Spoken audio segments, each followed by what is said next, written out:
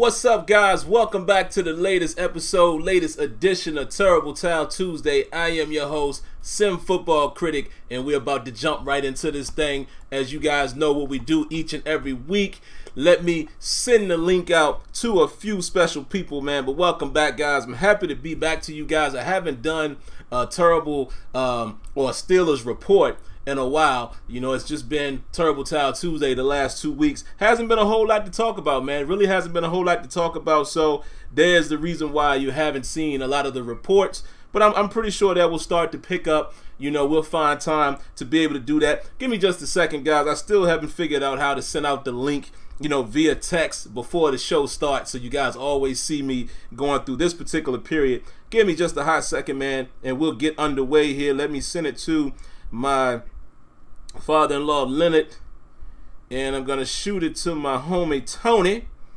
Both Tony and Kenyon, we're in a group chat now, so I'm just gonna drop it in there. I'm sure both of those guys will get it. Kenyon probably already got the alert anyway. And then, of course, I'm going to send it to my cousin Floyd. You guys know that's my older cousin, my brother's best friend. They're both older than me, but still my cousin, like a bigger brother to me as well. And, you know, always got to send it to him as well. He's one of the reasons why I am still a fan. All right, so let's get it cracking, man. Let's see who is all in here already. Let's go directly to the chat. And let's give a shout out to the early viewers. What's up to Eli Coolin, more AG in the building, Throwback Music. I don't think I've seen your name before, man, so what up to you? He says, what up, homie, what's up? Ed Poe, Jay Vegas, Nays in the building, Sloth Legacy, The Hawk, Patrick Covington Jr., Big Dro is in the building, Sick Nowco, Luis Davala, Frank V, Miguel Alvarez, and Joseph Dellavicia. Hope I'm saying that correctly. And Black Hawk, what's up? Let me go back up really quick, man. Throwback says, much love from Los Angeles, California, man. I appreciate that, man. And I'm definitely going to say something in regards to Cali here in just a moment, man. I got to do this. Me being a hip-hop guy, you know, I got to say what I'm going to say here in just a moment. Big Dro says, I heard a lot of guys were not high on Devin Bush. Is he the first round material? Okay, we're gonna definitely dive into that. What's up to Thad Cliff, Radcliffe? Thad, definitely let's give you a round of applause really quick.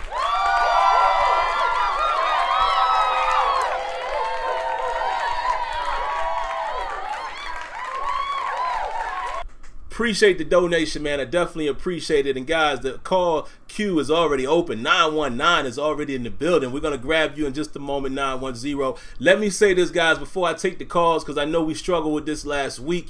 If you are in the live queue listening to speak via phone call, mute your computer. If you're watching me on the computer, mute your device. If you're viewing me that way, mute that so we don't get the double audio. You can hear me just fine in the phone queue, and we'll chop it up there. Then you can go back to your computer and listen to the rest of the show. So that way we don't have a delay, because obviously I'm streaming.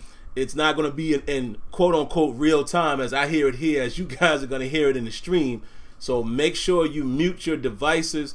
Just talk to me via phone so it's all clear. No echoing, no delay. And then you can jump back on after you're off the call. But 910, I'm going to come to you in just a moment. Welcome, guys, man. I'm rambling a lot here, man. Let me let you guys know what we're going to talk about tonight really quick. Let me look down in the description. What I like to always do, man, if some of you guys are familiar with this, but remember, guys, we always got new viewers, so we always have to reiterate, you know, what we're doing, so, you know, people understand exactly how everything works. What I like to do is I throw a few topics out there, man, but then I allow you guys to definitely give me your topics, because I want you guys to be a part of the situation as well. Oh, wait a minute, Sloth Legacy, round of applause.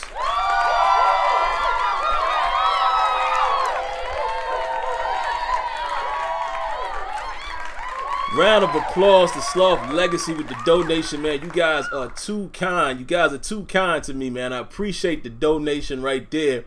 Definitely appreciate that. So let me get back to it, man. What I like to do is I give a few topics of my own that I like to grab from what you guys are saying via phone call or via chat. And that's how we like to do it. I don't want to overshadow the show with my own topics. I like to throw a few out, and then I like to hear what you guys have to say. All right, so let's make sure everything is working and running.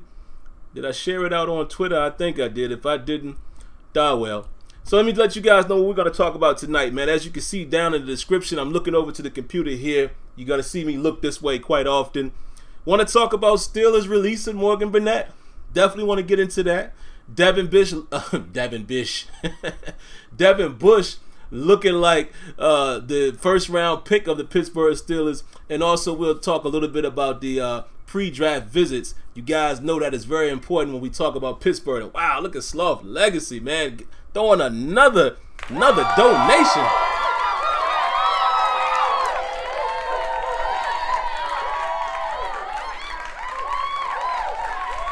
Appreciate the donation, my brother, man. You guys, again, you guys have no idea how much I appreciate y'all, man. It means so much. It means the world to me when you guys donate. So I appreciate y'all doing that. All right, so those are the topics I'm going to hit on, and then whatever you guys have via phone call or via chat, we'll grab you. I see we got 2 callers in the queue. 910, I'm going to come to you first, then 267. I'm going to grab you guys in about 2 minutes here, jump to you guys, and then we'll jump off. But I want to say this real quick, man. Again, a lot of you guys may or may not know this. I'm an avid hip-hop guy. I mean, hip-hop raised me. You know, I used to be active in hip-hop. Yeah, I was an actual artist. You know, whoa. Sloth Legacy. Sloth Legacy. Yo, let's give him a round of applause.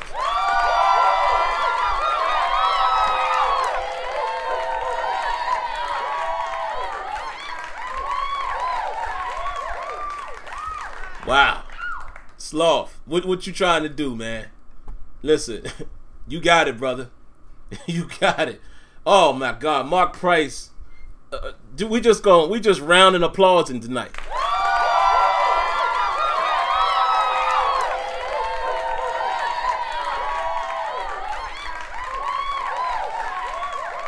You guys are too much, man. I appreciate each and every one of you. Absolutely do. Whether you are donating or not, for you guys who are donating, man, that means the world. But all right, let me get back to what I was saying. Oh my Lord, look at this. Yo, Sloth. I mean, I can't keep running a round of applause. I'm gonna give you a live one. Sloth Legacy getting it in tonight, man. Listen, salute, triple salute to you, 2 and 3 right at you, man.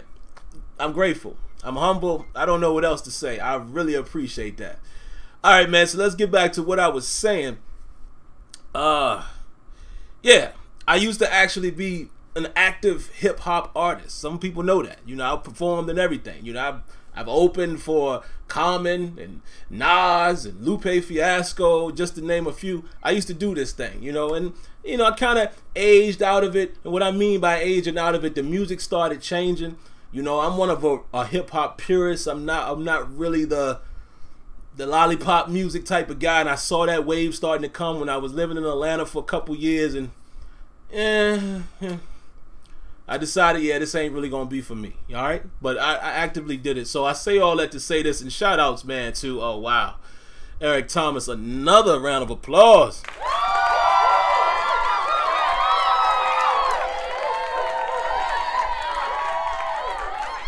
I swear, y'all ain't gonna let me get through the show, man.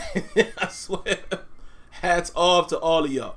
So yeah, as far as the hip hop thing, I just wanted to say this. Rest in peace, man, to Nipsey Hussle. Man, this one hit me a little hard, man. You know, for you guys that don't know, you know, he's a guy out of LA, out of South Central. Natural born hustler, and what I mean by that is entrepreneur. I'm not talking about whatever he might have did on the street side. You know, everybody ages and they grow up. Okay, he's had ties to the Rolling 60s, you know, a known Crip gang in LA. Again, that's in his past. You know, Snoop Dogg was a Crip. You know, a lot of these guys, listen, that's what they grew up on. I'm not here to judge them. But this guy was doing a lot of positive things in his community. Giving back to South Central. You know, bought out a whole lot. Had stores in there, you know, doing things with the schools. I mean, this dude was beloved in the community. And just a very smart guy. You know, he reads a lot of books. You know, I learned a lot of things like that about guys. Not just what you see on the surface. I mean, very intelligent guy, man. And unfortunately, man, he got gunned down on Sunday in front of his store. Just horrific. You know, I don't want to go into too many details about it, but I want to say rest in peace to him. You know, I feel like, you know, I would be less of a person if I didn't say that the first time I'm speaking in a public format you know, it really hurt me, man, because again, how positive the guy was and what he was doing is just senseless violence, man. Just senseless violence, hating. But rest in peace, man, to Nipsey Hussle, man. And, you know, if I could, I would play some of his music in here tonight. You know, that's how much, you know, I was touched by that brother's movement. I was a big fan of his, so just wanted to get that off. But anyway, man, let's get back. What up, Sean? Not Sean. What up, Twan? Round of applause for you as well.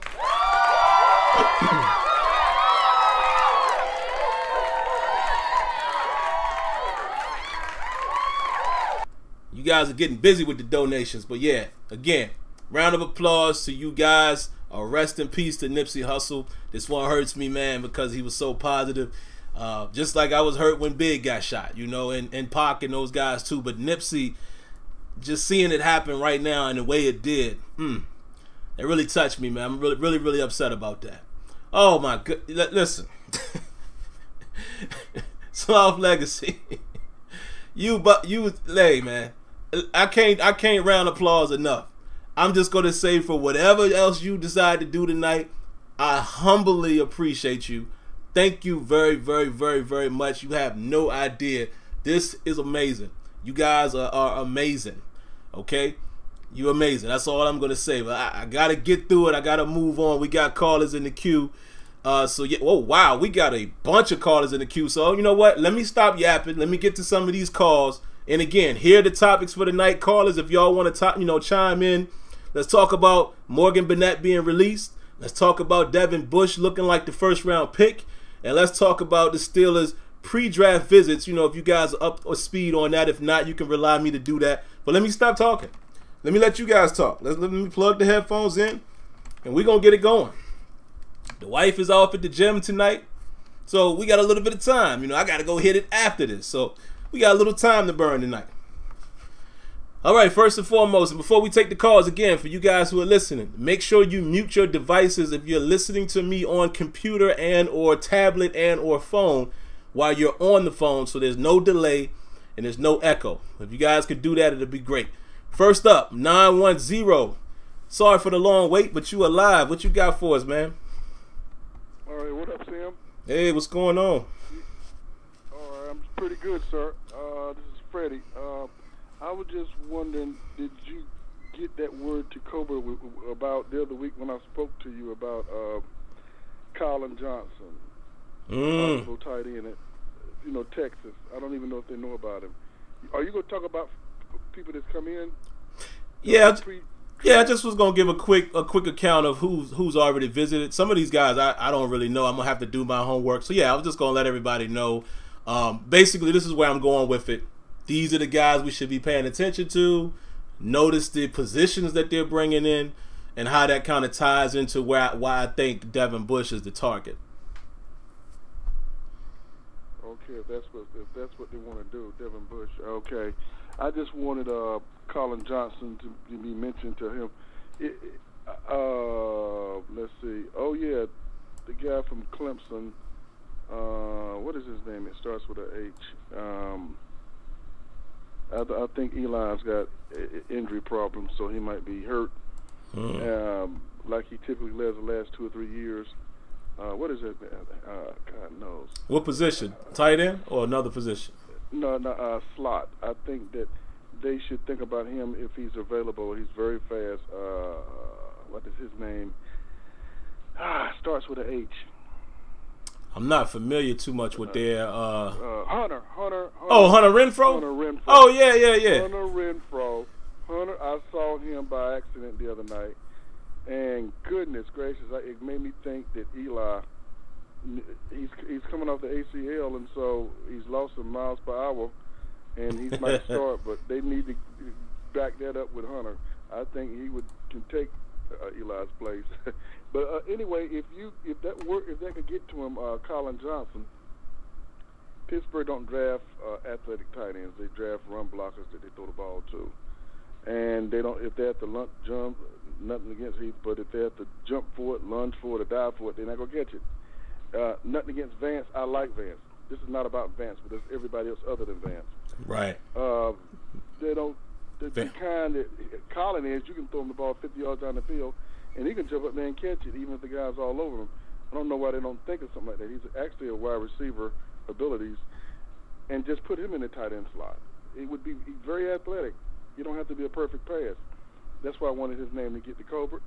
Don't forget about Hunter Renfrow. And so I know I'm not going to get off topic, but anyway, that's what I wanted to say. I think that Colbert, he gets so many letters, he might get this one and might not pay attention to it. He got 1,000 letters, and he might just go in the trash can. But I don't really want Noah Fant. Nobody prototype. We get enough of those. The Heath Bruner, the Bruners, Mark Bruners, and then the Heath Millers. We get enough of those. I like to see an athletic one. Hey man, I ain't mad at that, and I appreciate your call, man. We gotta move on. We got 7 calls in the queue, but yes, I appreciate your call. I see people are chopping it up in the chat. You know, if you're able to watch back on the computer, Kenyon and others are talking about Colin Johnson.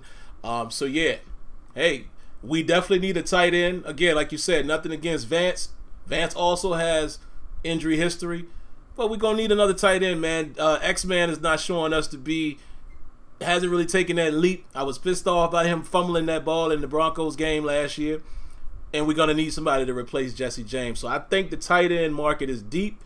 Pretty sure the Steelers will go after one. What round is what I'm wondering. So we'll see how that pans out. But next up, we got area code 267. You are live. What you got for Steeler Nation tonight? Hey, Sim, it's the Hawk. What's up? What's up, Hawk? What's going on, man? Not too much. I just wanted to say something I heard somebody talk about early in the week about the new defensive coach, and for the life of me, I keep forgetting what his name is. Don't tip my tongue. You know who I'm talking about, Tim? Who's that? What team? The defensive coach that we just hired. Oh, Terrell Austin. Yeah, Austin. Okay. I was hearing some things during the week that were giving him kind of like a bad rep, but I'm looking back, you know, just going off of videos and stuff, and it reminded me kind of like Danny with the special teams and how he coaches. I know everybody, you know, Danny Smith gets a bad rep because he's like hit and miss with the special teams. But, man, when you see how lit up he gets when his players make a play, I mean, that is some of the most inspiring stuff you see throughout the season. Like, if you really pay attention to, like, his reactions when we block a punt, I mean, he really looks like a guy people would love to play for. I would love to play for him, as excited as he gets whenever they make a play. And that to me, is kind of what Austin is going to be like, you know, just watching how he interacts with his players, like videos of him on the sidelines, how he coaches.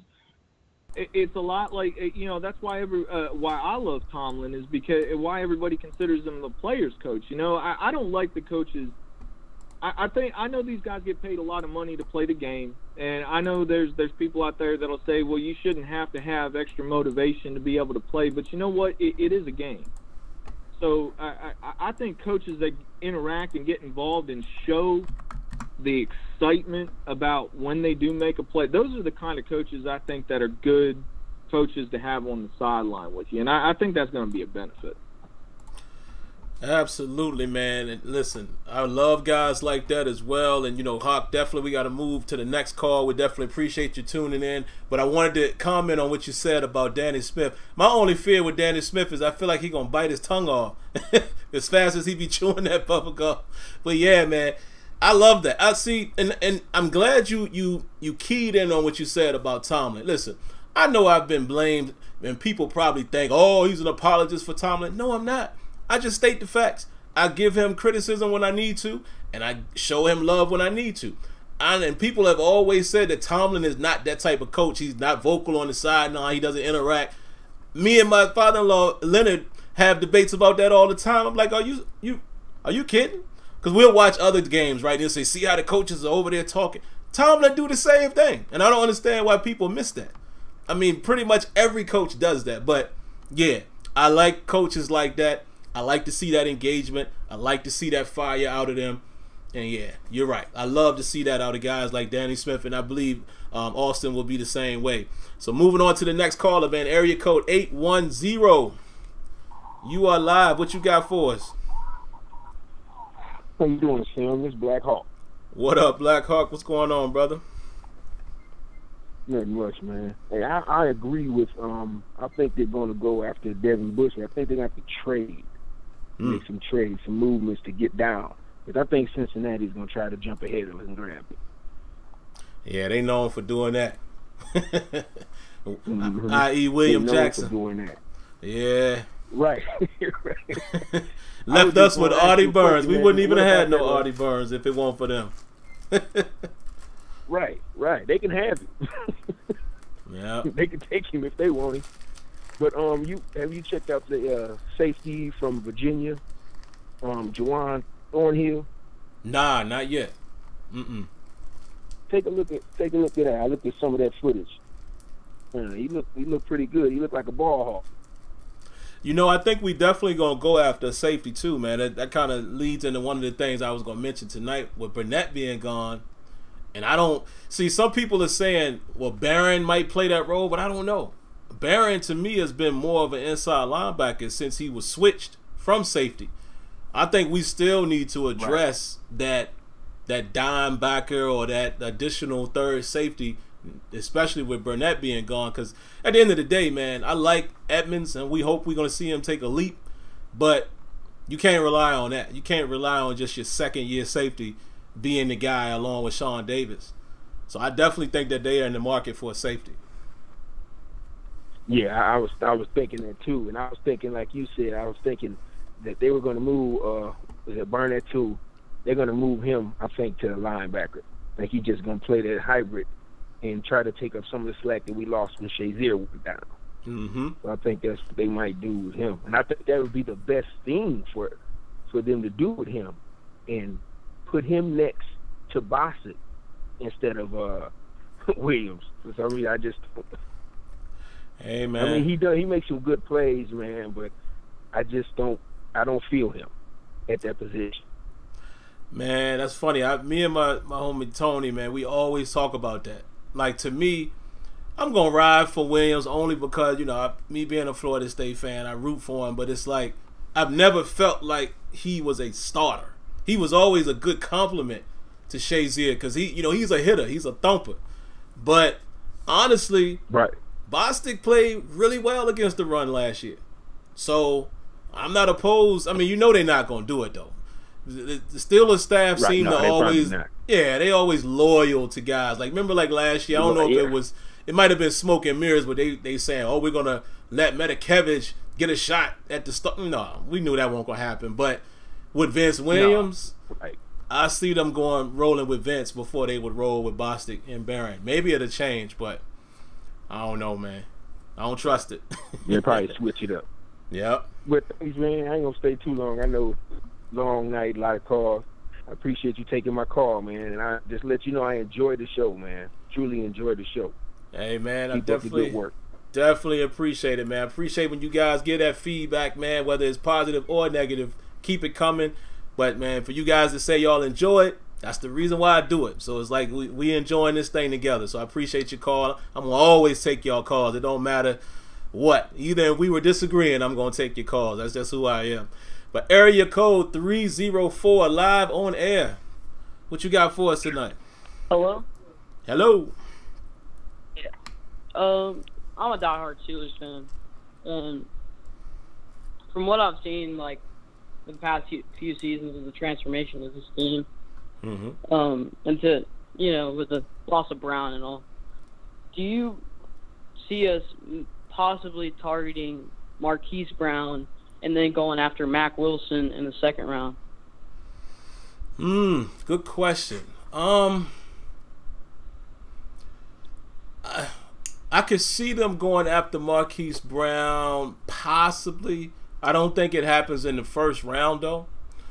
I think there's going to be a couple things for them to consider, just from a business side. there's no way they're not going to tell me that they're not going to look at it and say, well, he is Brown's cut. You know, it's a little bit of baggage there, and it's not Marquise's fault. But I don't think the Steelers are going to go I don't think they go receiver in the first round. I don't see it. I don't think it would be him if they did that. Because I believe our defense is a good unit, and maybe Barron can step up, but like, I don't know. It just sucks to see our defense get torched every year, and that offense that we had get wasted. Yeah. But I also had another question about. Did you hear about the receiver who said he wanted to replace Brown, like from, I think it was from Georgia. Was that? There's like an article about that. He's like, what's the kid's name? I can't remember. One of them I know for sure. I don't think this is the Georgia guy though. AJ Brown. It's another guy. I know who you're talking about. I just seen an article that's saying that I could be the replacement. Hey, here's how I look at it. I don't think. See, the Steelers are a little bit stubborn in this regard. Unless they get like a for sure shot, like one of the top receivers, we already know how it's going to play out. Moncrief is going to be Antonio Brown's replacement as the X receiver, and Juju will be the Z receiver when we're in 2 receiver sets, and then when we go to 3 receiver sets, it'll be James Washington at the Z and Juju on the inside. And I say they're stubborn because they always go with like seniority. They never really. I don't see them drafting Brown's replacement in this draft. It might be a guy who will eventually become that. Like maybe like when we drafted Martavis Bryant, you know, he didn't play until really late in the season, his rookie year. So it might be something like that. But they're not going to start off the season with Brown's replacement. I think Moncrief is going to be that guy. Yeah, I mean, I also see it as, I would like Switzer to get a little bit more playing time, even though his performance in the Raiders game was bad, but that was also like a cleat mess up. But anyways, I mean, I just really wouldn't like us to draft Brown's replacement, because I mean, I see our defense and I see a possible top 10 or top maybe 5 unit if we step up, and I think our offense is what needs help at this point, because we got a really good offense in place with Juju, with Ben, with Connor, and Moncrief can, I guess, step up, but we need to get some more youth for the future. Hey man, I fully agree with you there, man. I appreciate the call. I got to move on to the next call, but I definitely appreciate the call, man. Not trying to, call it out or anything, but you sound like a younger guy, so I always appreciate when the youth calls in, man, because it reminds me of when I was a young teen and I was so diehard into football, man. So I appreciate you calling in. And you make a good point. Listen, I've been saying it all along, and I know it's hard for us to digest because we keep seeing our defense get torched at the wrong time, but statistically, our defense is not bad. The Pittsburgh Steelers need to, number one, create more turnovers, and number 2, make key stops in key moments. Are you going to stop our offense the whole game? No, and that's not what I'm saying. But when it's 3rd and 20 with the game on the line, I need you to make that stop. When it's 4th and goal with the game on the line in Oakland, I need you to make that stop. That's been the problem of the Steelers defense the last 3 to 4 years. Is we cannot make the plays when we need to make the plays. But as a complete unit, the defense isn't that bad. I think adding a guy like Nelson, whether you guys like him or hate him, he's going to bring more toughness at the cornerback position. He's going to have to watch his penalties, though. Very grabby. But he's going to bring a little more toughness there. We're definitely going to draft some defensive players. So I think defensively we could probably stay where we've been. This year we finished at 6. The year before last, we finished that overall at 5. If we can stay right around there and get that offense popping, the Steelers could be a threat again. We'll see. But they're going to have to definitely change situational football on defense. That's been our biggest problem, our Achilles heel. Bunch of callers in here, guys, so I'm going to try to get all of you guys in. Let's keep it short. The next one is area code 484. You are live. What you got for us tonight? What's going on, Sim? It's Steel Jedi. Oh, what's up, Steel? What's going on, man? What's going on? Hey, real quick, just so you know, if you hear any noise in the background, I'm at work. So I'm trying to get that bag, but I wanted to call in and give my 2 cents on a few things. But I'm going to be honest with you, okay? I'm not going to sugarcoat anything. When it comes to Devin Bush, he's an incredible athlete. An incredible athlete. And if he is there at 20, I wouldn't hesitate. Here's the thing. There are too many rumors and too many people who believe that he is going to be the 11th overall pick to the Cincinnati Bengals. And in order for us to be able to get him, we would have to trade up to probably pick 9 or 10. That's moving up 10 spots in the draft, which is, to me, a little too expensive for one player. Unless that player is going to come in and have a Ryan Shazier type year, have a Ryan Shazier type career, and I just don't see that out of Devin Bush. Going off of Mac Wilson, I'm going to be honest, I don't like Mac Wilson. Okay? One, his athleticism concerns me. You look at his pro day numbers, and you're telling me you want to trust a linebacker that runs a 4.7 in our defense? I'm sorry. And on top of all that, you look at him in a lot of games the past couple of years, especially in the national championship game, and he just gives up on plays. He doesn't look like the typical Steeler. Okay, I know you talked about, and even Colbert and Tomlin have talked about this. They want to replace Ryan Shazier as best as they can, and they want to get better at the turnover ratio. Am I wrong? Yeah, you're right. Okay, so to me, I honestly don't think that they're going to go inside linebacker until round 3, unless Devin Bush is there. Okay, because there are a ton of guys that they have scouted, they've been at their pro days, that are going to be third-round picks. Guys to the effect of David Long from West Virginia, who's a fast inside linebacker. Guys like Jermaine Pratt from NC State, who's a good inside linebacker. And he's a former safety, so you know he can cover. And the last guy, who nobody's talking about, Kevon Coney from Notre Dame. Oh, yeah, I heard about him. These guys are potential candidates for Pittsburgh.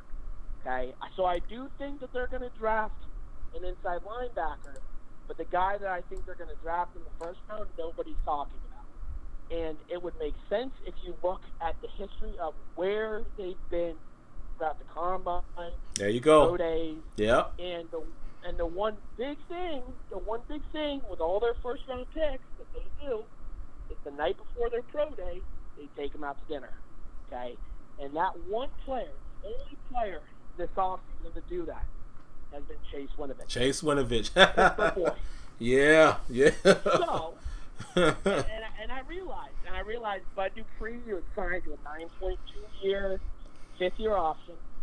But in terms of what Chase Winovich can be, the upside on him is insane.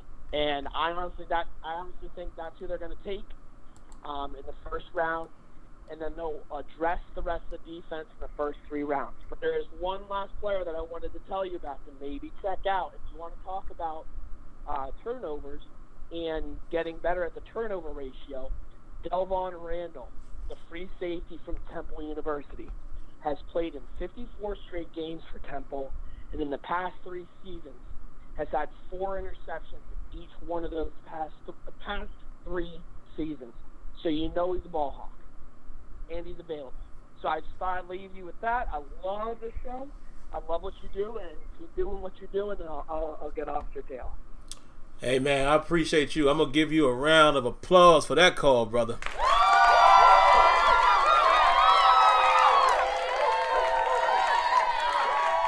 My man out there grinding at work, man. I'm going to be quick, man. I got to get to the rest of these calls. We still got 6 in the queue. Let's keep them short, guys. Man, he makes a good point. That's where I'm going to go to after the calls are done. You have to pay attention to where the Steelers have been. You have to pay attention to how they normally do business. We always get on them about how they do free agency, right? We like to sit back and be like, well, let them surprise us doing something different. This year they kind of did. It's the same thing with the draft process.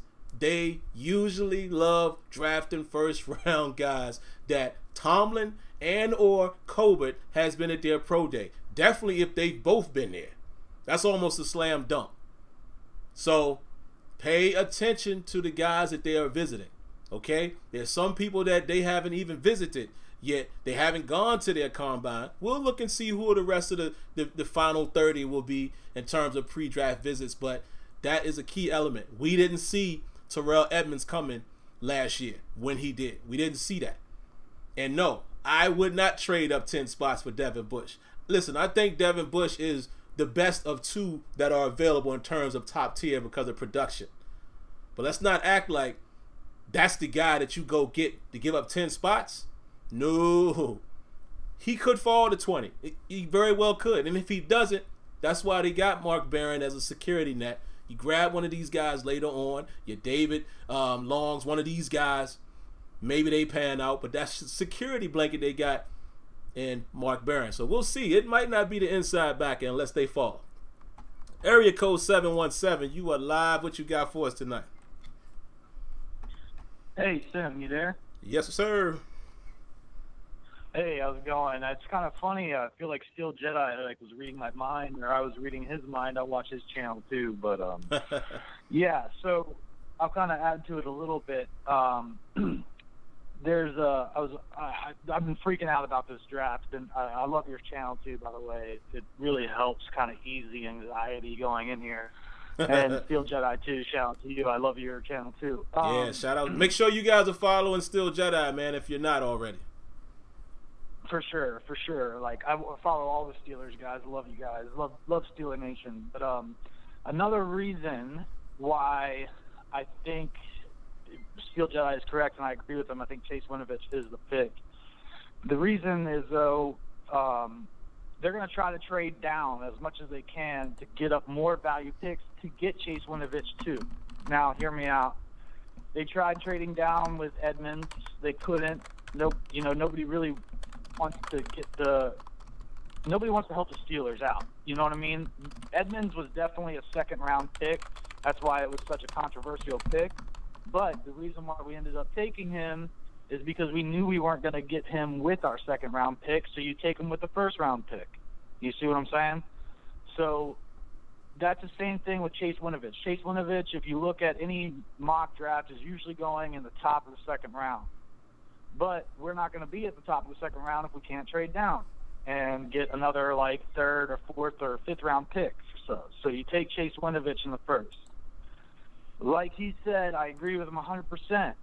I don't think Mac Wilson is necessarily even on that level like of David Long in coverage or Jermaine Pratt. Jermaine Pratt was a free safety turned inside linebacker. So who does that sound like? Sounds like Mark Barron to me. Yeah, it is. So we covered our ass going into the draft with free agency, with the picks that we got if we can't trade down. We also covered our ass if we can, because then we can still get a Chase Winovich or Jermaine Pratt. The Devin, I was thinking about the Devin. Going up for the Devin is going to cost us too much. We have to maximize value out of this draft more than anything, because we are not really rebuilding. We're reloading. You know what I mean? So if you're reloading and you're not rebuilding, you don't trade up. You don't give away your capital that you have to get those nice, solid third-round picks. I mean, look at what we've done in third-round picks in the past, too. I mean, we've done great with those, too. We've done great with second-round picks. So I am not a fan of trading up. I don't think that's what they're doing either. Another tidbit of information, every first-round pick since Tomlin and Colbert have been together, they have been at their pro days. If you look at where we have been at pro days with I have a little map where these guys have gone to. Michigan is one of them for sure. So that's Chase. West Virginia is one of them Everybody was at Michigan. They brought the whole staff to Michigan. Well, yeah. Well, there's a lot to look at, but they were there together. That's the key. That's the key. They were there together. Yep. They were there together, and because they don't make decisions, you know, people say, oh, no. Whenever anybody's like, oh, Mike Tomlin is the brain, and it's not Colbert, they make the decisions together. Colbert and this has been Colbert and Tomlin's team. Which another little piece of information too. Since Tomlin's been in the league, do you know what his overall average is for a season over those 12 years? Nah. He's 10-6. 10-6. So, I mean, that's pretty damn good. Like, he's one of the most winningest quarterbacks in his career, or coaches in his career. So when you hear that Tomlin mess, it's bull. This team has been created by him. We're right there on the precipice. We had some bad eggs. We got rid of them. It's time. And you look at who they're drafting now. They're drafting on character. That is a part of it too. But you know, even Ryan Clark said it when Antonio Brown gets his money. You know, you don't know what's going to happen. You're not going to like it. And look what happened. So Antonio Brown was one of the best at faking it. But I think when we're talking about the draft, Chase Winovich, or we trade down and get more draft picks and get Chase Winovich anyway. So, you know, holding out for the Devins, I don't think it's going to happen. Just wanted to add on to what Steel Jedi said and throw a little bit out there with how Kevin Colbert, that's where you got to watch Kevin Colbert and Mike Tomlin together. Wherever they go, that's probably going to be our first-round pick. It's been that way for the past 12 years. Absolutely. It's usually that. That's usually always. Oh man, sorry about that. I didn't mean to cut you off there at the end. Trying to move on to the next call. We still got 6 calls in the queue, guys. Let's keep it a little shorter. I'll take some responsibility on that as well. But it's good still to talk. But let's try to keep it short so we can get these calls out, and I can definitely go ahead and discuss some of these things. But yes, pay attention to where Colbert and Tomlin are, or at least one of them, because sometimes there's things that get interfere with that where they can't both be there. But pay attention to that, and pre-draft visits. All right. So yeah. Oops, I'm dropping stuff here. And yeah, I'm not one for trading up either, unless the dynamo is there. I mean, it's got to be a knockout, standout guy in order for me to say let's go trade up. Moving on, area code 412. You are live. What you got for us tonight? 412, 412. Yes, sir. Yes, sir. What's going on? Hey, Sim, this is Patrick Covington. How you doing, man? Hey, what's going on, Pat? I'm good, man. Just wanted to chime in. I could agree with Steel Jedi. I watch his channel just like everybody else does. But I'm optimistic we can still get Devin Bush with the 20th pick. The only teams of concern I see when I look at mock drafts, because that's how I like to look at things when it comes to the Steelers, when it comes to the draft scenarios, are Green Bay and Cincinnati, and maybe Detroit. But I think they have way more dire concerns than inside linebacker. I do agree with you where you said that there have been teams that like to take what we want just to probably screw us around a little bit. But when I look at our draft and earlier on processes, and for me earlier on it was all like Mack Wilson and DeAndre Baker, Greedy Williams, Noah Fant. But ever since I saw the combine, and when Mack Wilson didn't run because of his injury, it gave me a good opportunity to look at Devin Bush. And I was really impressed by his numbers and his measurables. Of course, the 5'11" could be a concern to some, but for me, I could care less. If you can ball on the field, then you're good in my book, and he can really ball. I feel like with Steel Jedi, if we take Chase Winovich, I don't think it's a reach, because I remember they were saying that last year when we took Terrell Edmonds. But if we take Chase Winovich, I wouldn't be mad at that either. My question is, I actually have 2. And actually with Steel Jedi, I think the Mack Wilson thing, I didn't know he ran a 4.7 in his pro day, because if we didn't get Devin Bush, the only guys I could see us maybe looking at getting was maybe T.J. Hawkinson or Mac Wilson, or maybe DeAndre Baker. But my first question is, do you see us maybe, if we don't get Devin Bush, looking at guys like Greedy Williams or maybe DeAndre Baker, or an interesting name is Chauncey Gardner-Johnson from Florida. Oh, I love him. And the second question is, with us acquiring Stevie Nelson, when do you see us, if we do, what I'm trying to say is, if we do draft a corner, where do we need one? And I say that because I don't think we should draft a guy in the first round. I think we should draft a guy for development and progression, so he could maybe sit behind Joe Hayden and Steven Nelson and maybe get playing time, so when if we ever do decide to let go Joe Hayden, maybe that guy could come in and step in. But that's all I wanted to say. Thank you for what you do for Steeler Nation, Sim. I'm a big fan of your channel. Many blessings to you, and also RIP to Nipsey Hussle, and prayers to the city of LA. Oh man, thank you for coming through and blessing us with that great comment there, man. And I appreciate that, the blessings, and God bless you as well. And definitely, I'm going to answer your questions real quick, and then I'll roll to the next callers. Listen, man, I was going to ask that question, so I might as well ask it to you guys now, and then I'll ask you guys again once I start viewing the chat, so I can, see it in real time. But even the rest of the callers who are here, who is the guy? If Bush is not there, who should the Steelers target? Okay, here's a very key important. Very key important. I said that backwards. Here's a very important key. Steelers were not at the Washington Pro Day, if I'm not mistaken, which usually means, what did my man just say? What did Steel Jedi say? And the last caller, no Tomlin, no Cobra. That means Byron Murphy might not necessarily be the first round pick. Okay? Here's what I think. Here's a name that I thought about. I just haven't talked about him because I didn't think the Steelers would go this way. Again, I love listening to the SteelersDepot.com and those guys when they do the Terrible Podcast. What I heard them say today, what about Cleveland Farrell? What about Cleveland Farrell? Now, the reason why I didn't really think about him is because I'm thinking, listen, this guy is more of an end. But you got to think about it like this. And I had to really ask myself this question after listening to them. Where do we need the most help in terms of pass rush? Usually when we're in the nickel, right? Where we're in a sub package where a lot of times 4 men are on the line. A lot of times it's either TJ and Bud rushing, or maybe some, last year we did do some 3-3-5.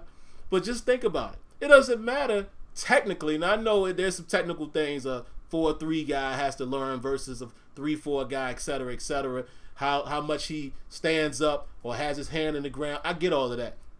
And some guys are athletic enough to make that switch. But technically, I'm just looking at him for pass rush capability. Could it be a guy like that if he's there? Because if you look at some of the mocks, it's possible that he might be there. Could we get a guy like Cleveland Farrell? They were at Clemson's Pro Day. The Trey Lamar kid, and it's some other guys out there, a couple corners. I'm just saying, we're not thinking, it could be a left field thing like that, like Edmonds was, where it's a guy that you're not even thinking about. I wouldn't be opposed to having a guy like Farrell just be a pass rusher. Maybe he's just a specialist. I'll take that in the nickel or in, or the dime packages when we running, any package where there's 4 guys on the line. I'm not opposed to that. Or like what my man just said, Chauncey Garner Jr. Chauncey Garner Johnson, if I can get his name correct. I'm still remembering him when it was just Garner. He added the Johnson recently. But yeah, there's some guys there that I wouldn't be opposed to. And as far as the cornerback question, I think they're going to go corner a little later. I don't think I wouldn't think a guy like Greedy would still be there. Baker kind of makes sense. But again, if you look at the Steelers history, they like guys that are a little younger. They like the juniors, the 21-year-old range, 21, 22. I think Baker is approaching 23. It's not like that's old, but I'm just trying to follow their philosophy. They like underclassmen. The junior class is usually where they like to draft. And you start narrowing down those numbers, it leaves a few guys there. So it's going to be interesting, man. But I definitely think that a cornerback will be grabbed somewhere in this draft, a safety somewhere in this draft, possibly an edge, which could be early, or it could be Winovich later on, second, third round. Tight end is going to come off of the board, maybe even be a running back, which we're going to talk about a little bit later here when I get to the pre-draft visits. But let's move on to the next call. We got 4 in the queue, guys. Let's get through these really quick so we can start to wrap up the show. Area code 609. You are live. What you got for us? Yeah, what's up, Football Craig? How you going? How you doing, man? Good, man. How you doing? Man, I'm doing good. So, all right. So, do you think that the Pittsburgh Steelers should if you feel as though we can't get Devin Bush or Devin White, do you feel as though we should, with all 10 draft picks we have, do you feel as though we can draft up to get Devin White or Devin Bush, or you think we should keep all the picks that we have and take it from there?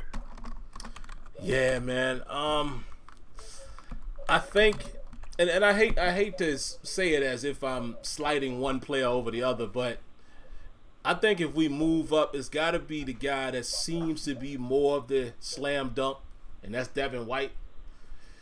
Devin Bush, to me, if he's there at 20, absolutely. Take that pick. I'm a little afraid to move up for him. Not to say that he's not going to be a great player, but, I mean, if we're looking at it from an analytic standpoint, you got to look at his quote-unquote lack of size, which, a 5'11", 200-plus pound man is not a small guy. But in football, that's not a big inside linebacker. So you got to look at that. Yeah. You got to look at the amount of splash plays that he didn't make in college. Made some great plays, but when you start looking at what we're looking for, other guys do measure up to what he's doing. There are other guys that's projected later that can play as good. But I like Devin Bush, but I don't know if I'm giving up. Because like some of the other callers said, we're going to have to give up a lot to move. If we move beyond 5 spots, if we trying to move to 11, 12, 10, it's going to cost too much. We don't have to get our future first-round picks and stuff, man. Yeah, I ain't trying to do that, man. No way. Yeah. Okay, so you mentioned earlier in the podcast that Mike Tomlin and Kevin Colbert, they didn't attend Washington's pro day and stuff. So do you think that means if we don't get Devin Bush or Devin White or anybody like that, do you think we won't get Byron Murphy or anybody like that? Or who you have in mind that we can get at 20? See, that's the thing, man, is if we go off of conventional wisdom, we would like to say they probably won't, just because one of them have been at a pro day at least since I think Ziggy Hood might have been the last guy that they didn't, do the norm with. But ever since then, if Tomlin and Colbert wasn't at the pro day, those guys are usually not the first round pick. But I saw Eli in the comments said the same thing. Terrell Austin was at Washington's pro day, which is the secondary coach now. He's going to be working with the secondary. That sounds like maybe Murphy, if he makes it into the second round, maybe we get him. So right now, man, I'm going to be honest. They're kind of throwing me off of my spidey senses because it's not a whole lot of guys that check the boxes that the Steelers normally check, where both of them were there. Their measurables are there. They're from, Power 5 conference. Michigan to me, it's pointing to Michigan. It's pointing to Derek Bush. But if he's not there, Devin Bush. But if he's not there, I don't know. I really don't know who the guy might be. Okay. I think maybe the guy, Cleveland for, Farrell might be it, man. It could be a guy like that. It could be DeAndre Baker. It could be anybody if the Devins aren't there. But I think if we're talking about linebacker, if one of those two guys are gone, my guess would be we go corner or an edge rusher in the first round. Yeah, I feel as though if they're not there, we can wait, like, call them maybe in the second round or third round, because there still is some talent. Might not be as much, like, great talent as Devin Bush or Devin White, but they're still gonna be, like, solid, linebackers and stuff later on in the draft. So yeah. All right, I don't want to hold you up or anything like that. I know you have other calls and stuff, so thanks for having me here. Oh, man, no problem. Thanks for the call, man. You guys, as much as y'all thank me, believe me, the thanks is coming from me. Without you guys, it would be pointless for me to even do this. So I thank each and every one of you guys for your contribution, whether it be lending your opinion or donating, whatever you're doing. I appreciate it all just the same. Area code 702, you are live. What you got for us tonight? Yo, what's going on, man? What's up? What's going on? Nothing. So, look, I agree. I don't think we should get Antonio Brown's replacement, especially not in the first round. But I've been seeing a lot of people say DK Metcalf going to Baltimore at 22. Look, in 1998, a lot of people passed up on Randy Moss. I mean, Cowboys passed up. I don't think he got picked to, what, 20, 23 with Minnesota, right? Yeah, I think it was later in the draft. I can't quite remember the number, but I know he definitely got passed up. Mm-hmm. Yeah, so, like, I mean, if you could imagine, like, Culpepper with having Chris Carter and Randy Moss, could you imagine what Ben could do with Juju and DK Metcalf and someone like Moncrief on backing them up with that offensive line? It would be disgusting, and that's only if Bush and White are gone. If Bush and White are gone, then I say we go DK Metcalf if he's there. See, that's another thing that I didn't mention, but that's another thing that we all got to remember about the Steelers. Colbert and Tomlin are very open with saying and I know, honestly, sometimes they're not really telling us the truth, but they always try to say that we don't always draft for need. If a player is there, we don't want to look back later and say, hey, we should have gotten that guy.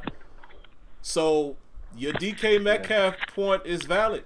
You know, if a talent like that is there and he's ranked super high on their board, they might pull the trigger, and go receiver. And like, yeah, and like that's what everyone's been saying, because we could get Chase Winovich in the second and third round. We could get Mac Wilson probably in the second or third round, and we have a high third round pick, which is basically a late second. Mm-hmm. So, in my mind, we have if we get DK in the first round, and then get Chase or Mac, and then maybe like a decent, like a Marcus Allen type safety later in the rounds, that's a successful draft, because that shores up the offense, because that's a guaranteed playmaker with Moncrief and Juju. And then that plugs like a little gap that we might have in case Mark Barron or Steven Nelson don't pan out, or Terrell Edmonds. You know what I mean? I got to agree with that, man. I mean, just imagine some people, weren't too happy about the Moncrief signing. I think it was a good signing because of his age. The dude has been productive in the NFL. And look at the quarterbacks he played with. Yeah. He had a 1,000-yard season with Andrew Luck when healthy. But just imagine him being the quote-unquote third option. I'm with that. It'd be Martavis Bryant all over again. Yeah. Deep routes. He'd be the deep route thrower. And then the older Ben gets, the better he is at throwing the deep bombs. So it's going to be nasty, man. And then, I mean, look at the teams in our division, right? Other than Earl Thomas, the Ravens gutted their whole defense. Yeah. All right. Cincinnati's a mess. In Cleveland, didn't Cleveland just trade away Jabril Peppers? So, I mean, there's no real safeties in our division except Earl Thomas. And Earl Thomas is more of a hitter than he is a covered safety. So, everything's kind of lining up. And then even when he was with Andrew Luck, that offensive line was never that good. So Andrew Luck had maybe 3 seconds in the pocket until he was scrambling, and he wasn't even that good of a scrambler. So could you imagine him getting 5 seconds to burn a corner? Because if he's even, he's leaving. So if he has 5 seconds to get even, then it's gonna be just at least 5 to 10 touchdowns for Metcalf or for Moncrief. Hey, man, I look forward to it, man, and I definitely appreciate the call, man. We're going to grab these last 2 callers. But, yes, listen, I'm not opposed to any of that, to be honest with you. My heart wants defense, but only if it's that marquee guy. The reason why I say that is because, again, man, the draft is hit or miss anyway. Let's all remember, and I know this is a funny example, but it's a true one. Jamarcus Russell went in the first round of the NFL. First overall pick. Look what happened to him. Look at guys like Trent Richardson. I'm just saying. And then your Antonio Browns and your Tom Brady's. And I say all that to say this: there is talent late in the draft. There is talent that we can develop into being monster players. You know what I mean? Like, it's some defensive guys. Your Chase Winovich, he's probably going to be there second, third, if we really like him. Guys like that are going to be there. So we might not have to bust our gun early in the first round and reach. I don't want us to reach. I felt like Artie Burns was a reach. I felt like Jarvis Jones was a reach because of his size. Let's remember that as well. Smaller stature. See what I'm saying? But he did lead the league that year in sacks in terms of the NCAA, but he was a reach because he wasn't a big body. Bud Dupree looks like more of a physical specimen, but it was sort of a reach because he never really showed, even in college, that he had a counter ability. He always just powered over people. Hasn't necessarily panned out. TJ Watt, to me, wasn't necessarily a reach. We saw the potential that he had, and he's put it together. So it's one of those things. I don't want us to reach for the stars again if the guy's not there. We didn't do it last year. Clearly, Terrell Edmonds told us exactly what the Steelers' mindset was. Okay, if we don't get an inside backer, let's get more of a box-type safety. That's why Edmonds got picked. I believe that in my heart. That's the reason why a guy like Jesse Bates didn't get picked, who was the clear ball hawk. So I think the Steelers might be wisening up a little bit. So you never know who's going to be there. If the Devins are gone, pick who you need to pick. And if it's an offensive player, I might be a little upset at first until I see who it is. And then the second and third round, I'm sure we can get more defensive talent. 330, you are live. What you got for us? Yo, what's up, man? Yo, what's up, Deron? What's going on, brother? Oh, nothing much. Been a while since I've been able to catch a live stream. But to piggyback off of what everybody was saying today, I feel personally that if our guy is not there and there's not nobody that stands out, trade the first round pick. Because there's a lot of talent in this second round. And everybody wants Antonio Brown's cousin. Everybody wants A.J. Brown. But the more I have watched this cast film that Peterson, I believe his name is, the 6'1" wide receiver from Ohio State. Right now, we really are wide receivers that's left. Juju, the captain who he just drafted, Washington, and Switzer. That's it. That's 4 wide receivers when Pittsburgh is usually running 6 of them. So I'm thinking that they might go in the second or third round, get another tall body receiver. Like, everybody was shocked. Nobody even really knew about Juju. I mean, everybody knew about him, but he wasn't like really on the radar. Everybody didn't think Pittsburgh needed a wide receiver, and then boom, they went and got Juju. Mm-hmm. And if you look at it, Pittsburgh's been leaning more towards getting taller receivers. And don't get me wrong, I understand the slot, you want somebody who can get in there, but if you got that taller cat lined up against a tall, fast cat lined up against a linebacker, which on average linebackers are like 6'1". So you get somebody the same height as that linebacker, but faster, and who can go get the ball, I prefer that over going and just drafting a random. And then I feel Pittsburgh ain't going after a corner to the late third round, early fourth. Reason being, let's look at everything else they need. Now we need another tight end. Because who do we got? Somebody can tell me, please, because we got McDonald, and I think that's it, as in tight end. So we need Xavier Grimble. Oh, I'm sorry. I forgot about Xavier. He did show up this year. I ain't gonna lie. I usually write him off every year, but he did show up. But except for at Denver, we still need some. I wanted to kill him after that Denver. I said I wanted to kill him after that Denver game. I turned the TV off after that. I'm not gonna lie. I went in my corner and pouted for a good about 5-10 minutes. I ain't gonna lie. But yeah, Pittsburgh defense, they need it, especially in corners. And like I said, that cat from Ohio State, Shepard, I believe that's his last name. Oh, great speed. The corner? Yes. Yeah.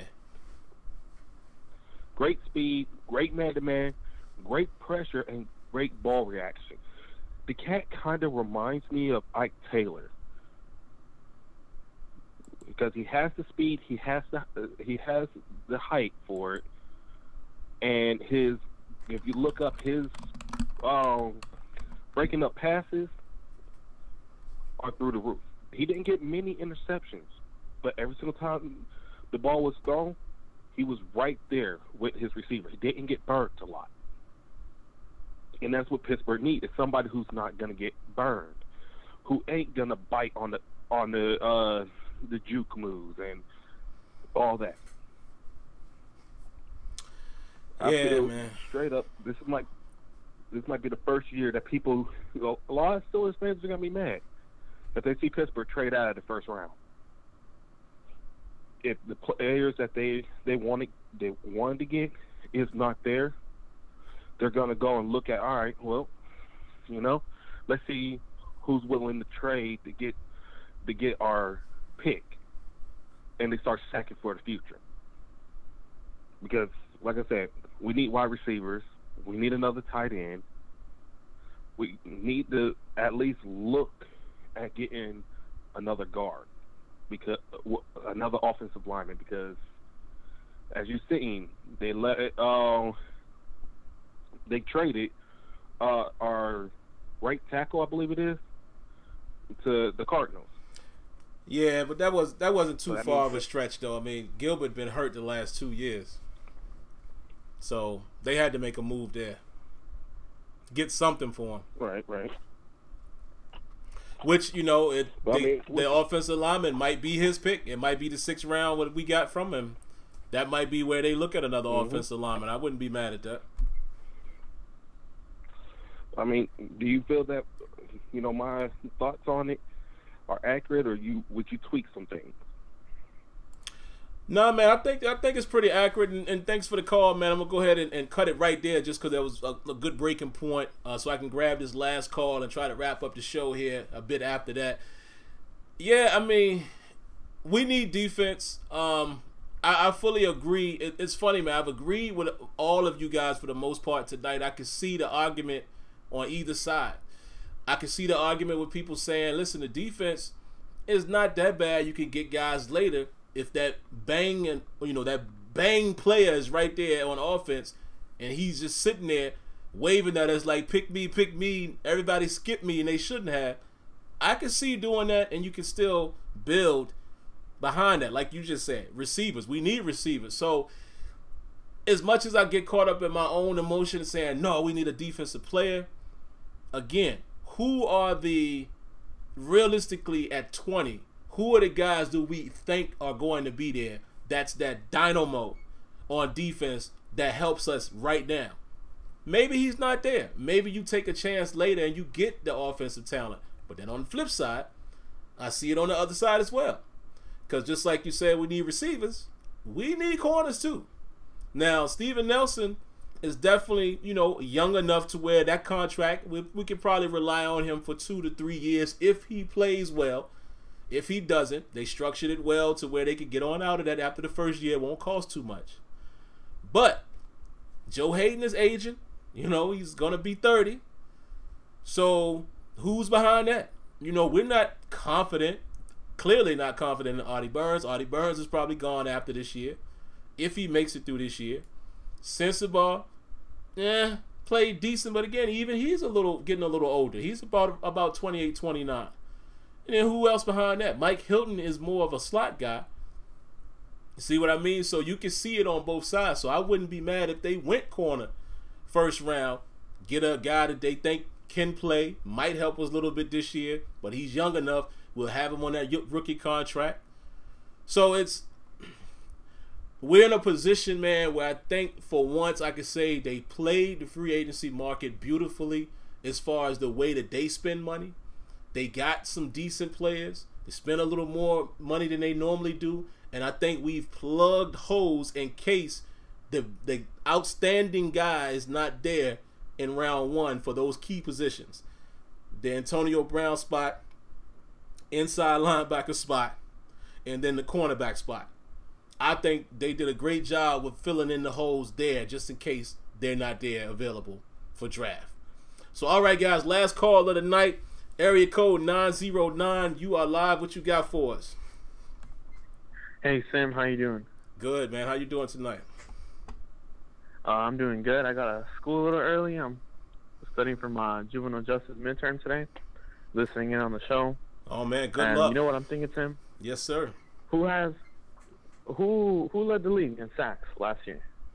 Pittsburgh Steelers were tied. Right? Yep. And they did that with Sensabaugh on the outside and Joe Hayden and his rickety knees, man. And I feel like if we could get someone in the first, I mean, don't get me wrong, Joe Hayden's good. He's excellent, man. But, you know, he's getting up there in age. That's right. I feel like if we could get somebody good that could just make the quarterback hold the ball for an extra 2 seconds, Bud Dupree, like I think it was you who said it the other day, if there was an award for getting to the quarterback within an inch close every play, Bud Dupree would win. Yeah. He's always there. He's always there, man. I feel like if we get Joe Hayden, Steven Nelson, whoever on the side, and then like a good young buck right now, to just make him hold the ball for that extra second, this year we could probably lead the league in sacks. Who are we tied with? Los Angeles? I can't remember. It might have been. I know the Bears were right there. I don't know if it was us and the Bears or the Bears was second. I can't remember, but it's another team that was right there. With a monster. Might have been the Cardinals or Kansas City. It might have been somebody like that. Yeah, because Khalil Mack's a monster, but T.J. Watt, I feel like he's right up there. You know, he's getting there. And I feel like some people wide receiver in the first. I don't really see it, man, because I feel like we still got Eli Rogers. I feel like people forget about Eli Rogers. People forget about James Washington. You know, I feel like I'd rather take a defensive lineman instead of a wide receiver just to bolster up that line. I feel like our pass rush is already deadly, you know? Why not add somebody else? Hey, man, you make a good point. And yeah, I see the people in the chat agreeing. It was Kansas City. That's who tied us. Because that Gardner fella out of Florida, I think he might be going to Cleveland, man. They got rid of Jabril Peppers. I love that like dude, Cleveland's man. Gonna snatch him up. I like that kid, man. Like, I thought he was coming out early, but last year, I like his versatility, and I think he's the type of guy. You know how you look at these guys in college and they supposed to be versatile and all that. No. This dude can do it. I've seen him at corner. I've seen him inside. He basically reminds me kind of like the Honey Badger, but bigger. So I like him, man. If we can land him, I would take that in a heartbeat. But definitely, man. I still feel like we still have Bostic, right? Yeah. Right. I feel like Bostic's serviceable. So is Mark Barron. So is Williams. I just feel like I just want a guy on the outside to make him hold the ball for just an extra couple seconds. And I feel like with those extra couple seconds, it can make the difference. Hey, man, I fully agree. I definitely thank you for the call. We're going to cut that call right now for the night so we can wrap up the phone queue. So, guys, if you're listening, that's the last call of the night. You've got to move on. It's an hour and 13 minutes. My goodness, but I love it. And wait a minute. Round of applause to, let me get the name correct, Cameron Meadows.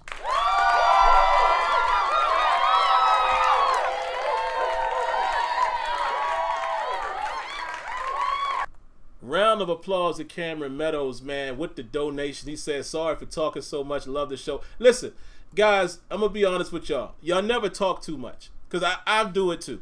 But I'm just saying, I'm trying to get us in the habit of getting faster. We're going to have to get faster because as you guys saw tonight, we had a bunch of phone calls. And I'm the type of person that speaks things into existence. The show is going to get bigger. We're going to have more and more callers. So we got to keep it rapid fire. I'm putting that in the air. I speak things into existence.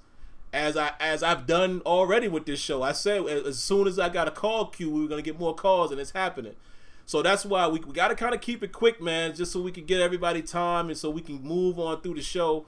And even like myself, I talk a lot too. When I get going, I'm just going. I mean, so don't take it that way, guys.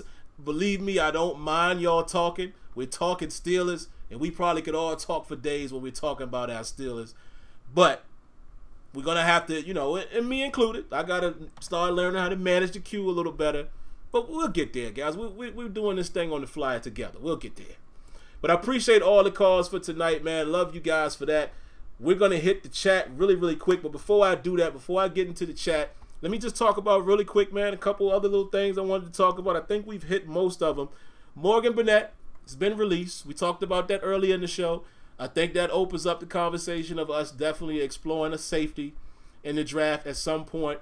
I don't see Barron necessarily taking over his spot because, again, in my opinion, who would play alongside him in the dime package? You know, the problem was, again, the linebackers that we had to play in that position, we were using later in the year, we were using L.J. Fort some because of his athleticism and his speed, along with Burnett when Burnett was healthy. I would much rather see a guy like Mark Barron, you know, I prefer him in the dime along with whoever's going to be the other dime back as a safety, the third safety option. See what I'm saying? So we still need another guy to take that spot. Because right now we're only looking at 3 safeties that I won't even say we're confident in, but we're really only looking at 2 safeties right now in Davis and Edmonds, right? Who's behind them? Who do you trust behind them to come in when we're going to run 3 safety sets? No. So we're definitely going to draft another guy. I mean, I know some people might say maybe Marcus Allen will step up and be that dime backer. We'll see. But I think it opens the conversation that the Steelers are going to address a guy in a safety. It could be a guy like Garner Johnson. I would love that. It could be anybody. So we have to be mindful of that. He's gone now. Listen, he talked trash. He said we didn't use him right, etc., etc. I think the Steelers used Burnett exactly how they positioned it to him. They basically told him what he was going to be when he got injured. We had to rearrange some things. And we had to make Edmonds take over his spot. And obviously, when you come back, let Edmonds continue to rock out. He was starting to, you know, have a better season. So you're not going to switch things around. And how many plays did Burnett get burnt checking the tight ends? And again, guys get burned. Even the best corners and best safeties of the world get burnt. I'm just saying, you didn't really have a great showing, and you were injured most of the year. And then you're going to come out and say you want to be gone. So now you're gone. Deuces. All right. The next thing we're going to talk about really, really quick, guys, before I head to the chat, pre-draft visits. I'm going to read you the names. I don't know all of these guys. Hopefully you guys do. But pay attention to the positions and pay attention to these names because quite often the Steelers like to sign these guys as undrafted free agents and or draft these guys if they are available in the draft. So as of right now, Mike Weber, running back Ohio State. Miles Sanders, running back from Penn State. Damian Harris, running back from Alabama. Jordan Scarlett, running back from Florida. Travis Homer, running back from Miami. Y'all see how many running backs have come in already? Sounds like we may go for another running back. Jalen Samuels, let's not forget. And still, you know, we're still filling him out. And James Conner has been injured. Just saying. Looks like we're going to address the running back position in the draft, perhaps. Tight end, Alize Mack from Notre Dame. Wide receivers, Miles Boykin from Notre Dame. Wide receiver, Andy Isabella from UMass. Wide receiver, Dylan Mitchell from Oregon. Defensive end / outside linebacker, Charles Amanuhu from Texas. Outside linebacker, Ben Banagu from TCU. Inside linebacker, Ulysses Gilbert III from Akron. I'm not familiar with that kid. Inside linebacker, Gary Johnson from Texas. Inside linebacker, David Long Jr., familiar with him from West Virginia. 2 safeties so far. Darnell Savage Jr. from Maryland. We've heard his name come up before as well. And then Yugu Amadi from Oregon as well. There's 2 safeties so far, and we already know Pro Day dinner they had with Chase Winovich, Pretty sure they've also probably had the dinner with Devin Bush. I'm pretty sure they did, because a lot of times you hear about more than one player, at those dinners or what have you. And then was a workout or a visit with strong safety Mike Edwards from Kentucky, and it says it's unknown whether it was a workout or a visit. All right, so pay attention to those names, and that list is going to grow. It's going to grow to a list of 30, because they can do up to 30 players. Trust me. If you don't pay attention to anything else, pay attention to who the Steelers bring in for pre-draft visits and or workouts, and pay heavy attention to pro day visits and heavy attention to pro days that Tomlin and Colbert, or Tomlin or Colbert, have been at. That usually tells you who the first round pick is. Pay attention to their class in terms of what year they're in and their age. All of that usually points towards the guy that they want. And at this moment, I think all signs are pointing to Devin Bush. They sent the house to Michigan. Okay? That's what it looks like to me. But again, we still got a couple more weeks, but it looks like Devin Bush is the guy. I just don't think I'm moving up to get him. It's going to cost too much. If he falls, great. If not, again, look at some of these other inside linebackers, man. Again, we got the security net in Barron, but don't reach. Don't reach if the guy is not there. Do like you did last year. And Leighton Vander Esch was gone, and Rashawn Evans was gone. Don't go inside backer in the first round if none of these other guys are a first round talent, or at least projected to be. Let them surprise you. I'd rather take the Antonio Brown approach. You draft a guy in the 6th round, he turns out to be a dynamo. I'd rather do that as far as defensively. Get some of these guys later and let them turn out to be standouts. All right, finally, man, wrapping this thing up. Let's get into the chat for a few minutes and see what you guys have to say. Nay says, I wouldn't be surprised if we split him out like we used to with Bell and did with Connor a bit last year. Let me see who you're talking about, Nays. Y'all talking about Samuels? I think this year the agility will go up. Yeah, I think y'all are talking about Samuels. Okay, yeah, I'm not opposed to that either. I'm not opposed to that at all.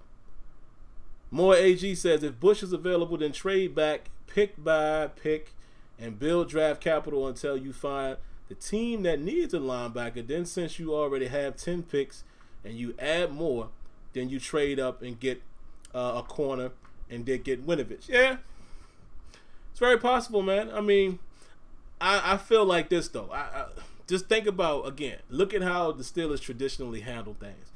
I really think if Devin Bush is there at 20, they pick him, and that's going to be that. I don't think you're going to see any more trades.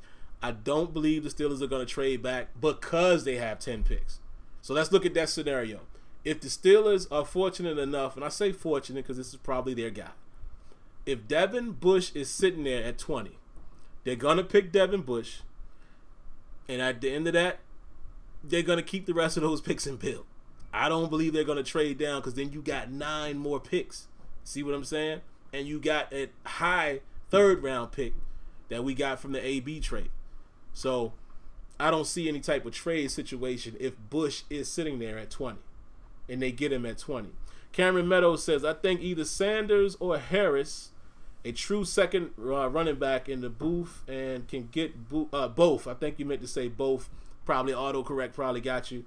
You says both and can get both in the 3rd round. Very, very, very possible. Aguilar 99 says, if Byron Murphy and Devin Bush are available, who you pick? I'm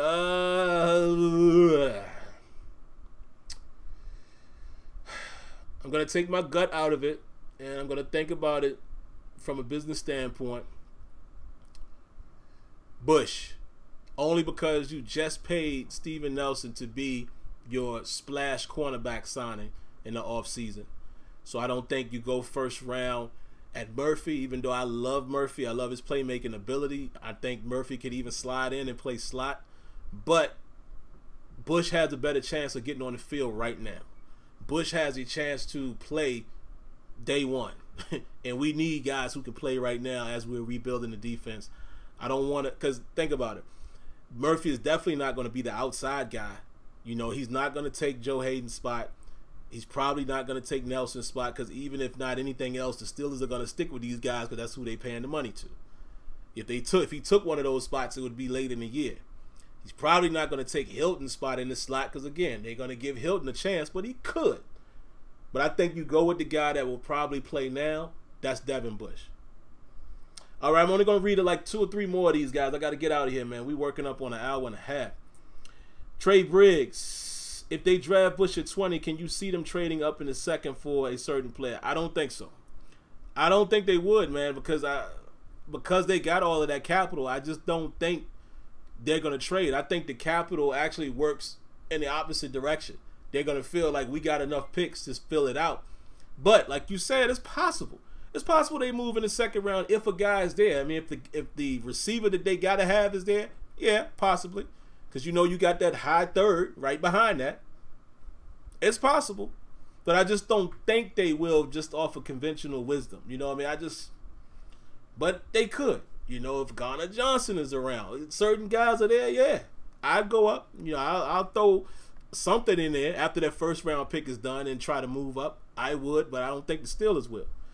Why Diggy says, if Bush is gone and one of the Iowa tight ends are available, do you take one of them even if Baker is there? The only one I would take is Hockenson at 20 if necessary. I might make that move. King James says, greedy there at 20, got to get him. Oh, yeah. Now, see, that changes the game. When the higher rated guys are still available, again, the Steelers have always said we're going to go with the best player available. Greedy Williams sitting there at 20, yeah. Kill everything I just said. You got to take a chance with a high pedigree guy. All right, 2 more comments. Lance Watson, I'm just scared to draft a corner. We have been bad history, yes. The Steelers don't the valuations of corners haven't been good in the draft. I think maybe that's why they went and got Nelson. I'm just saying, that might be a clue that corner is not going to be the first round guy. And last comment, Big Dro, I like Greedy, but I'm afraid he's too tall. A shifty 5'9" receiver will be running circles around him. Very, very good point, man. Very, very good point. Can't deny that. So, listen, man, you guys have been great tonight. I have got to go. The wife is back home now, so y'all know what that means. Happy wife, happy life, especially when she's expecting these shows to be 30 to 45 minutes. All right, man, so you guys know the routine. If you haven't already, make sure you subscribe to the channel. If you are subscribed, or when you do subscribe, hit the notification bell so you know when these videos are available and other videos that I do on the channel. You can also follow me on social media. There it is, little promo right there. You can follow me on Twitter at SimFBallCritic, and I may be doing an Instagram soon. I already got one. I just don't post a lot of stuff there, so we'll see how that goes. But yeah, I'm on Twitter from time to time, so if you want to check in with me there. But last but not least, if you like what you saw tonight, if you like what may be in store in the future, and if you just like whatever we talked about here tonight, please do me a favor and do that right there. Hit that like button. And guys, again, thank you for all of the great donations tonight. I thoroughly appreciate you guys for doing that. And that's going to do it. We're going to sign off for now. If there's anything else important to talk about later on in the week, I will come back for the Steelers report. But that's been kind of slow here lately. I'm sure that's going to start picking up here in a moment. But yeah, that's going to do it for tonight. If I don't see you guys later on this week, have a great rest of the week.